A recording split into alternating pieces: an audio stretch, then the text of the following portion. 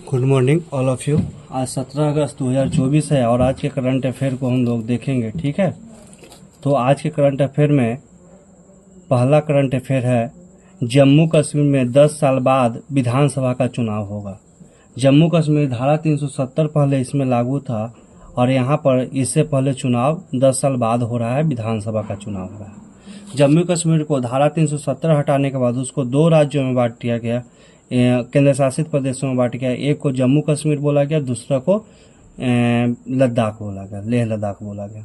ठीक है, तो वहाँ पे अभी पहली बार क्या हो रहे हैं, चुनाव हो रहे हैं। ये चुनाव 3 चरणों में होगा। पहला चरण में 24 सीटों पे होगा, दूसरा चरण में 26 सीटों पे होगा और तीसरा चरण में 40 सीटों पे होगा। यानी टोटल 90 सीटों पे क्या होगा, इलेक्शन होगा। यहाँ के साथ साथ हरियाणा में भी चुनाव हो रहा है। भारत के मुख्य चुनाव आयुक्त कौन है, तो राजीव कुमार भारत के मुख्य चुनाव आयुक्त हैं। ठीक है, चलिए नेक्स्ट क्वेश्चन हम लोग देखते हैं।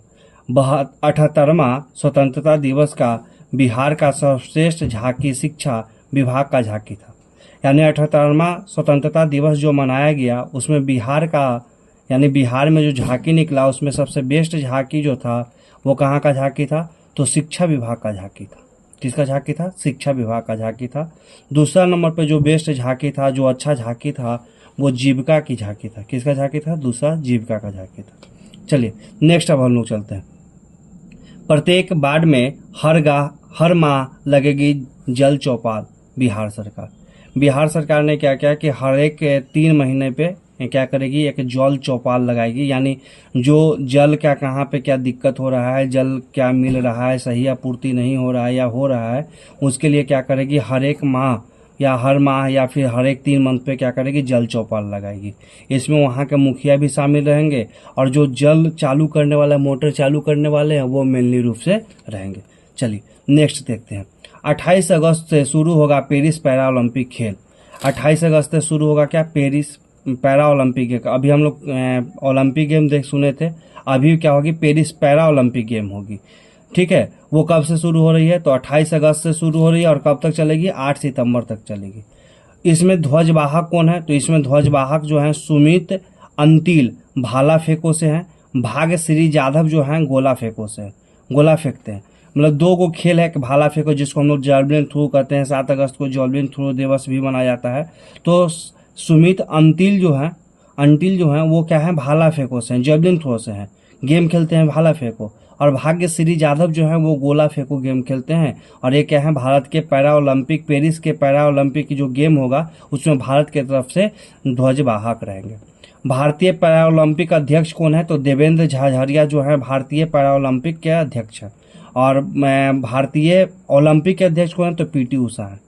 पीटी उषा किसके हैं, तो भारतीय ओलंपिक के अध्यक्ष है। चलिए केंद्रीय खेल मंत्री कौन है, तो मनसुख मंडाविया है। केंद्रीय खेल मंत्री कौन है, मनसुख मंडाविया है। ठीक है, चलिए नेक्स्ट हम लोग सुनते हैं, नेक्स्ट आगे चलते हैं। 17वें राष्ट्रीय फिल्म पुरस्कार की घोषणा की गई है, जिसमें पोन्नियन सेल्वम पार्ट 1 को सर्वाधिक 4 पुरस्कार मिले। एक राष्ट्रीय 17वें राष्ट्रीय फिल्म पुरस्कार की घोषणा कर दी गई है, जिसमें बेस्ट फिल्म जो है, जिसमें 4 गो पदक जीता है, वो कौन सा था, पोन्नियन सेल्वन पार्ट 1 जो था उसको 4 गो पदक मिला है। सर्वश्रेष्ठ हिंदी फिल्म कौन है, तो गुलमोहर जो है सर्वश्रेष्ठ हिंदी फिल्म का खिताब इसको मिला है। चलिए नेक्स्ट अब हम लोग चलते हैं। थाईलैंड की नई प्रधानमंत्री पैटोगर्टन शिवनात्रा बने हैं। यानी थाईलैंड के जो नए प्रधानमंत्री बने हैं वो कौन बने हैं, पैटोगर्टन शिनावात्रा। ठीक है, चलिए नेक्स्ट हम लोग चलते हैं। इसरो ने लॉन्च किया EOS-08 सैटेलाइट। कहने का मतलब क्या हुआ कि इसरो एक सैटेलाइट लॉन्च की है, ये 16 अगस्त की ये न्यूज है, जिसमें मतलब ये क्या की है, एक रॉकेट है जिसका नाम है SSLV D3 से क्या किया, इसको लॉन्च किया है। कहाँ से लॉन्च किया है, तो आंध्र प्रदेश के श्रीहरिकोटा से क्या किया है, इसको लॉन्च किया है। ये EOS क्या करेगी, EOS का फुल फॉर्म क्या हो गया, अर्थ ऑब्जर्वेशन सैटेलाइट। यानी अर्थ को ऑब्जर्वेशन करेगा। इसमें 3 गो लैंडर जा रहा है और तीनों लैंडर का क्या काम करेगा, अलग अलग काम करेगा। कोई धरती के अंदर क्या करेगा, क्या कहाँ पे भूकंप आने वाला है या किसी जगह पे आपदा आने वाला है उसकी नीति बताएगा। कुछ जगह के क्या है कि धरती समुद्र के नीचे क्या क्या छुपी हुई चीज़ें हैं, क्या हम लोग के यहाँ जो जीवाश्म ईंधन है उसकी पता लगाएगी, या फिर समुद्र के अंदर जो सुनामी आती है उसके बारे में पता लगाएगी। तो इसरो ने लॉन्च किया, कहाँ से किया? आंध्र प्रदेश के श्रीहरिकोटा से किया है। नेक्स्ट, 78वें स्वतंत्रता दिवस पर पीएम मोदी ने फहराया झंडा, जिसमें 11वीं बार झंडा फहराया है। मोदी जी का अभी तक कितने बार झंडा फहराए हैं? तो 11 बार झंडा फहराए हैं। इससे पहले सबसे ज़्यादा अधिक कौन झंडा फहराए हैं? तो सबसे ज़्यादा अधिक बनाए हैं पंडित जवाहरलाल नेहरू, JL नेहरू लिखे हैं, पंडित जवाहरलाल नेहरू। अभी तक 17 बार ये फहराए थे। कितने बार फहराए थे? 17 बार फहराए थे। उसके बाद सेकंड नंबर पे कौन आती है? इंदिरा गांधी, जो 16 बार तक फहराई है। और सबसे लंबा भाषण देने का रिकॉर्ड किनको है? तो प्रधानमंत्री नरेंद्र मोदी का है। कितना मिनट का? 98 मिनट का क्या है इनका सबसे लंबा भाषण है। और सबसे कम भाषण सबसे कौन दिए हैं?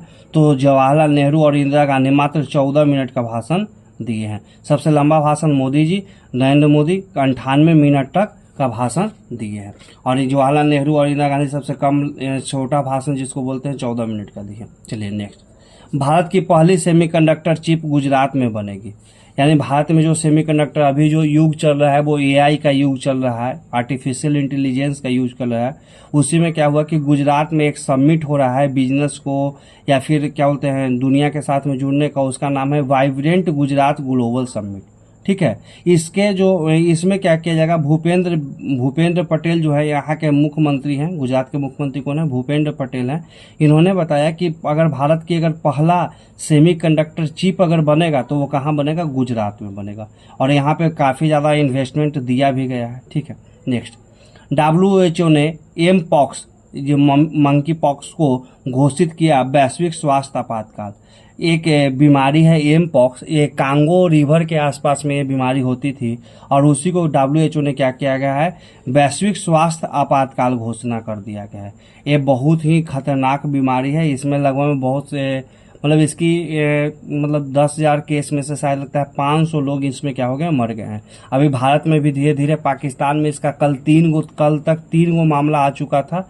भारत में अभी इसके लिए क्या है? सतर्क है। भारत भी इस पे क्या कर रही है? पूरा देखभाल कर रही है कि यह बीमारी हम लोग के यहाँ ना है। जनरली कांगो रिवर के आसपास में, कांगो बेसिन के आसपास में ये बीमारी एमपॉक्स फैली थी। अब उसके बाद धीरे धीरे विदेशों में भी ये बीमारी क्या हो रही है? धीरे धीरे फैल रही है। आज के लिए बस इतना ही। Thank you.